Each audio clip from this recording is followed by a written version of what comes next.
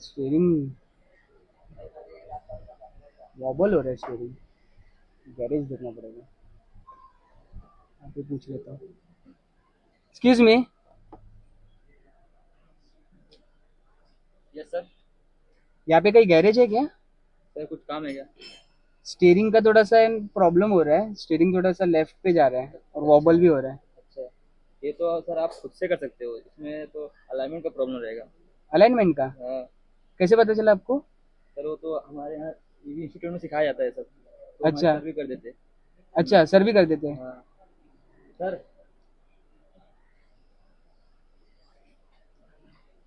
क्या हुआ सर? गाड़ी के स्टीयरिंग का कुछ तो प्रॉब्लम आ रहा है। गाड़ी एक साइड पे वॉबल कर रही है। तो आपके स्टूडेंट ने बताया कि गैरेज में जाने की ज़रूरत नहीं है, यहाँ पे ही हो जाएगा। क्यों ऐसा लगता है? सर इनके गाड़ी में प्रॉब्लम है, स्टेयरिंग मतलब ये वन साइड जा रहा है। वन साइड जा रहा है तो मैं तभी बोला इनको कि आपके अलाइनमेंट में दिक्कत है। Very good sir. Solution proper उन्होंने बोला हुआ है, इसके लिए आपको गैरेज में जाने की जरूरत नहीं। ये चीजें आप खुद यहाँ पे कर सकते हो।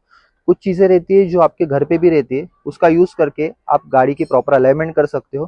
पहले तो मशीनरीज नहीं थी, तो विदाउट मशीनरीज के बदले आप अलाइनमेंट कैसे कर सकते हो, जिसमें 2-3 पॉइंट्स को आपको ध्यान में रखना पड़ता है। Toe in, toe out, castor angle, camber angle.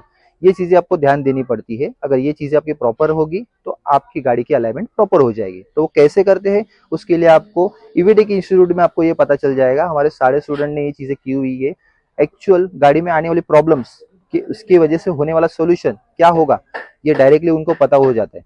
तो हम लोग देख लेते हैं कि आपको किस तरीके से अलाइनमेंट हम लोग कर सकते हैं, और वही जानते हैं हम लोग। कि गाड़ी के जो अलाइनमेंट्स है, इसमें 3 पॉइंट्स आते हैं: toe in, toe out, castor angle और कैम्बर एंगल। तो ये प्रॉपर है कि नहीं, ये पहले आपको देखना पड़ेगा। फिर आपको क्या करना पड़ेगा, ये चीजें चेक करनी पड़ेगी। अगर एंगल है कि नहीं, ये देने की रीजन भी क्या है, वो पहले सबसे पहले जानते हैं हम लोग। ओके, और यही गाड़ी में कौन सा रहता है और दूसरे गाड़ी में कौन सा दिया जाता है, वो सबसे पहले। तो पहला पॉइंट जो आएगा वो आएगा टो इन और टो आउट। सबसे पहले हम लोग ये जानते हैं कि टो इन और टो आउट एक्चुअल होता है, आगे वाला जो पोर्शन होता है वो अंदर की तरफ होता है। वो नॉर्मली करके ज्यादा करके हमें क्या कर दिया जाता है, अपने नॉर्मल गाड़ियों में जितनी भी हमें इंडिया में गाड़ी चलती है उसमें दिया जाता है। नेगेटिव एंगल जो रहता है टो आउट का, ये ज्यादा करके स्पोर्ट्स कार में और ड्रैग रेसिंग में, रैली रेस में वो ज्यादा करके दिए जाते हैं। अब उसका रीजन क्या रहता है, एक्चुअल दिखता कैसे है, वो थोड़ा मैं शॉर्ट फॉर्म में दिखाने की कोशिश करता हूँ। अभी गाड़ी के नहीं है, पर हम लोग पैर के हिसाब से, लेग्स के हिसाब से हम लोग देखने की कोशिश करते हैं। अगर टो इन टो आउट को हम लोग अगर शूज के जरिए देखने की कोशिश करें कि टायर का लेग्स किस तरीके से होता है, तो हम लोग देखने की कोशिश करो कि ये आगे के जो पोर्शन है, ये हमारे टायर पकड़ के हम लोग चलते हैं। ये जीरो सेटिंग है, जिसमें ना पॉजिटिव होता है ना निगेटिव होता है, टायर एकदम सीधे की सीधा रहता है।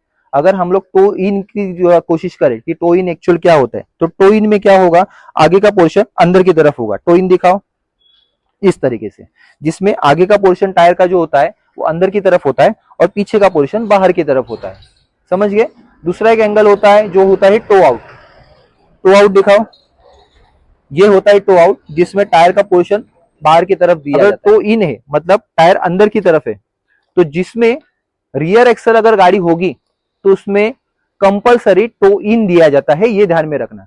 पोर्शन अंदर है, पीछे के टायर के पास से जो पुशअप मिल रहा है, मतलब जो फोर्स मिलता है जिसके वजह से टायर इस तरीके से रहता है, वो ऑटोमेटिकली एंगल में सीधा होता है और फिर चलना चालू हो जाता है, जिसमें टायर की जीस जो घिसा होता है वो प्रॉपर होता है।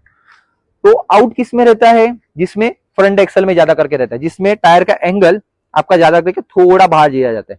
अभी इसमें कितना डिग्री बाहर रहता है, 3 से 5 डिग्री तक ये बाहर रहता है। ये ध्यान में रखो, अगर अंदर लेना है तो 3 से 5 डिग्री अंदर की तरफ रहता है। इससे ज्यादा लेने की जरूरत नहीं, इससे ज्यादा लोगे तो भी प्रॉब्लम पड़ता है। तो टायर का अंदर की तरफ होगा तो वो टो इन, बाहर की तरफ है तो वो टो आउट। टो इन जितना इंपॉर्टेंट है उतना टो आउट भी इंपॉर्टेंट है। टो इन जो होगा ये अपने नॉर्मल गाड़ियों में तुम लोग को देखने के लिए मिलेगा। ओके, जिसमें पहिया अंदर की तरफ है, वो अपने ज्यादा करके नॉर्मल गाड़ियों में देखने के लिए मिलेगा। और टो आउट जो है वो हमें drag racing, drifting, drag race जो रहती है सीधी सीधी हमें भागना है, या रैली रेस जो रहती है जिसमें हमें स्पीड में टर्न लेना पड़ता है, उसमें स्टेबिलिटी करने के लिए हमें टो आउट करना पड़ता है। टो इन टो आउट तो हम लोग ने देख लिया। अभी कैस्टर एंगल देख लेते किस तरीके से होता है। वो कैस्टर एंगल देखने के लिए बहुत ईजी रहता है और ज्यादा करके सब गाड़ियों में हमें दिख जाता है। तो वो स्टार्ट करते हैं हम लोग बेस से।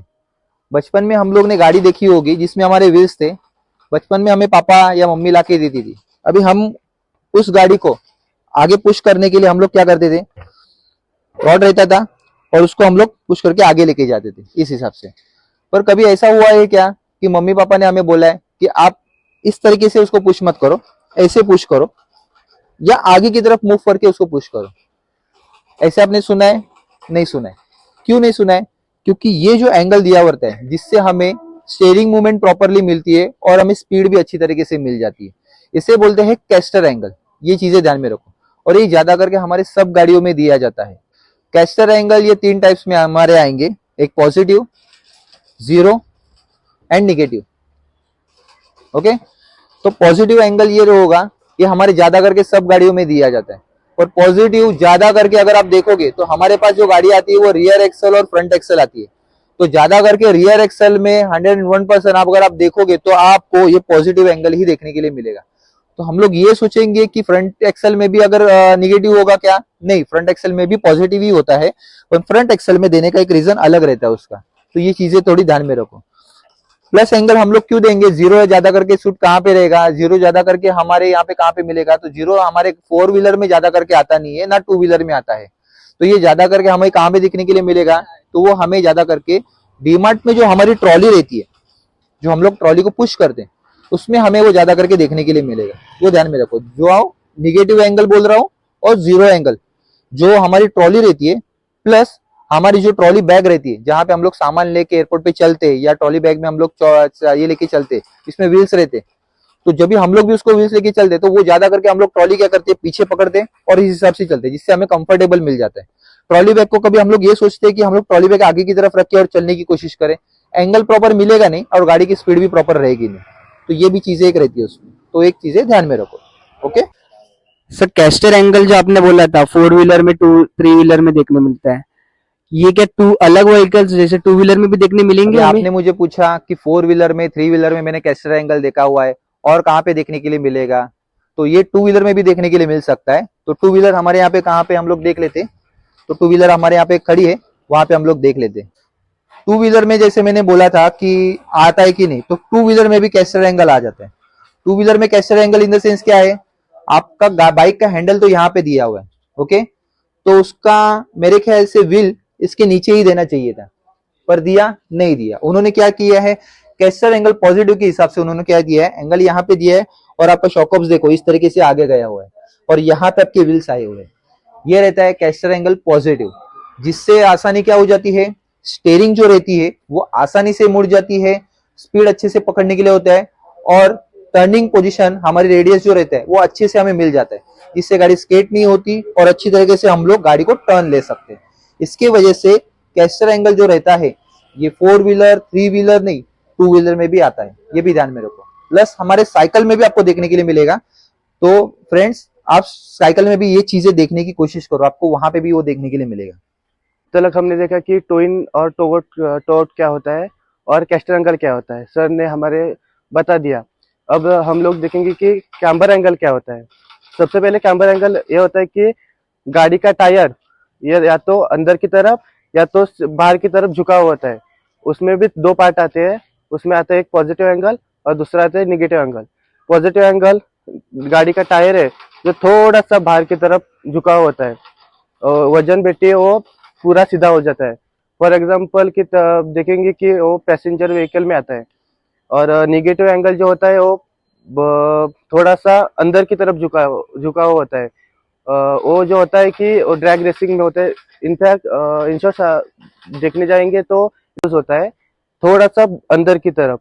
Very good. जैसे अभी स्टूडेंट ने बताया हुआ है कि पॉजिटिव और नेगेटिव क्या रहता है, इजी वे में और देखने की कोशिश करते हैं कि जैसे ये टायर है, इस टायर को अगर मैं बाहर की तरफ पुश करूं, ये इस तरीके से अगर पोजीशन देखेंगे तो ये रहता है पॉजिटिव एंगल कैम्बर का, ओके, और ये होता है निगेटिव एंगल इस तरीके से।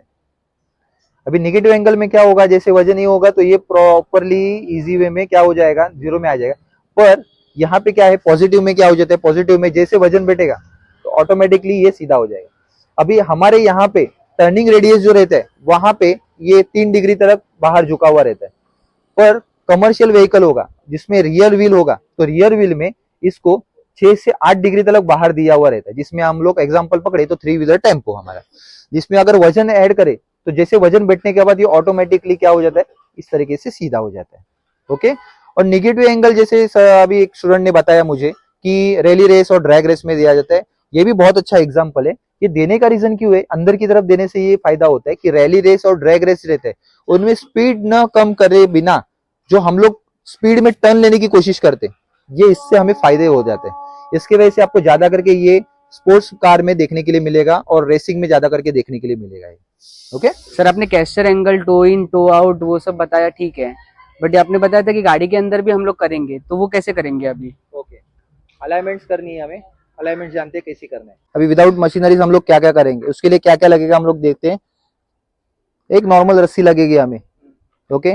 राउंडिंग हमें सराउंडिंग ये चाहिए कि ये पूरा राउंड एक पूरा कंप्लीट होना चाहिए, उस हिसाब से हमें एक रस्सी लेनी पड़ेगी प्लास्टिक की, और एक मार्कर जो पॉइंट ऑफ व्यू के लिए रहेगा, पॉइंट ए और पॉइंट बी हमें नोटेट करने के लिए ये हमें देखना है। ओके, तो जानते हैं हम लोग को किस तरीके से हम लोग अलाइनमेंट कर सकते हैं। सबसे पहले हमें ये जानना है कि गाड़ी का जो टायर है वो प्रॉपर दोनों सीधे रेस में है कि नहीं, और गाड़ी को एक समतल जगह पे हमें खड़ी करनी है।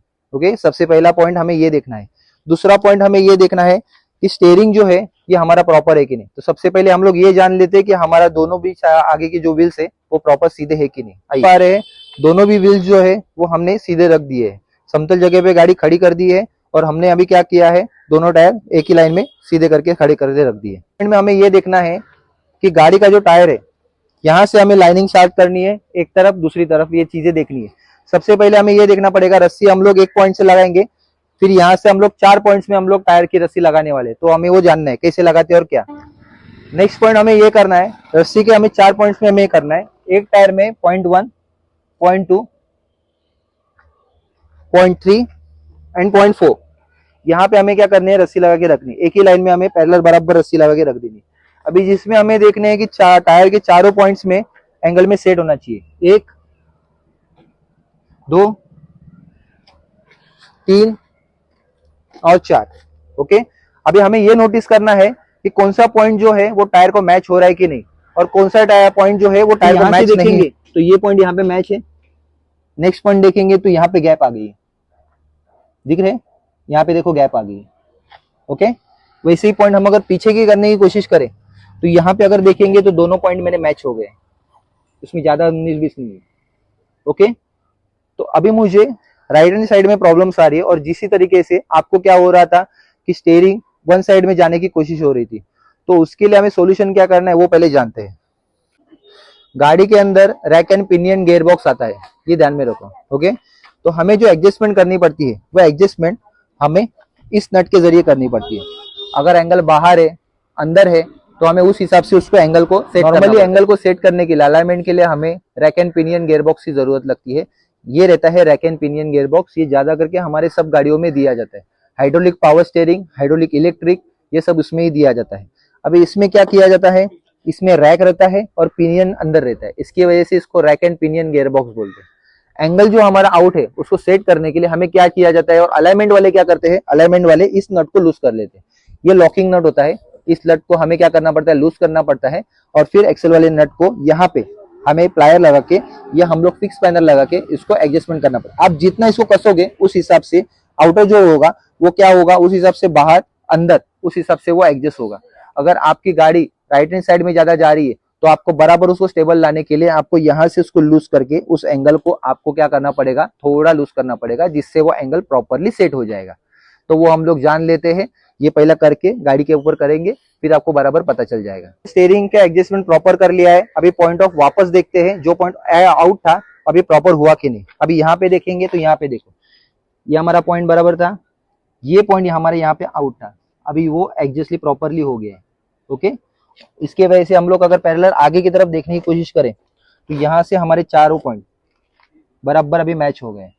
ओके, जिसके वजह से हमें अभी अलाइनमेंट हमारी प्रॉपर हो चुकी है, और गाड़ी की जो घिसाव है, टायर घिसने के चांसेस है, और गाड़ी वाइब्रेशंस, स्टीयरिंग वाइब्रेशंस, और गाड़ी जो वन साइड जाने के प्रॉब्लम्स थे वो अभी सॉल्व हो चुके हैं। जिसमें आपको गैरेज में जाने की जरूरत नहीं, वर्कशॉप में कुछ भी करने की जरूरत नहीं, ईवीटेक इंस्टीट्यूट में आपने ये सब चीजें प्रॉपरली इजी वे में देख ली है।